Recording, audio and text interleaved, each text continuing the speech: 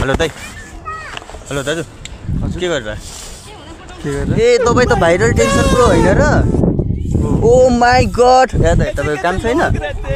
काम छैन काम गर्न आयो यहाँ काम गर्न आयो फ्री हो भन के हो फ्री हो एकछिन है हेलो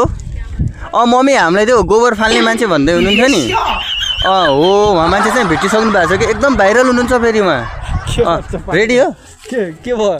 तपाईँ रेडी हुनुहुन्छ नि फ्री त हुनुहुन्छ तपाईँले टेन्सन गर्नु पर्दैन क्या सुन्नु भाइ भन्नु न म फेरि पनि छु बसल भन्नु त म फेरि पनि छु रेडी पनि छु हजुर तर मैले के गर्नुपर्ने तपाईँ जाने दाइ होइन केही गर्नु पर्दैन क्या गोबर सबर फाल्नु खाना म दिइहाल्छु लाउनु कपडा सबै म दिइहाल्छु तपाईँ टेन्सनै गर्नु पर्दैन गोबर हाल्ने हजुर गर्न सकिन्छ मेरो अनुहार गोबर हाल्ने जस्तो छ है अनुहारले भन्छ र दाइ केले भन्छ हेर्नु तपाईँ फोकस खाली पनि हुँदो रहेछ अनि तपाईँ काम पनि रहन्छ अनि पार्ट टाइम तपाईँलाई त्यो भिडियो सिडियो बनाउने टाइम दिइहाल्छु नि तपाईँलाई तिमीले मैले गोबर फाल्ने भने होइन म तिमीलाई के काम दिन्छु थाहा छ तिमी मसँग हिँड्न मात्रै म तिमीलाई तलब सलब दिएर राख्छु हुन्छ म एकदम फिट छु चाहिँ तपाईँलाई उ गर्नु के छ कि छ ल त्यसो यसो गर एउटा कुरा सुन्नु न मेरो घरमा टोइलेट सफा गर्ने मान्छे तिमी जान्छ सुन्नु न दाइ कुरा तपाईँको छ कि छैन छ खै देखाउनु त खै ए ल भयो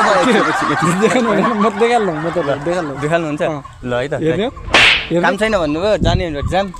हिँड्नु त कहाँ जानु पर्ने उता घरतिर जानु पऱ्यो नि त गोबर फाल्न ल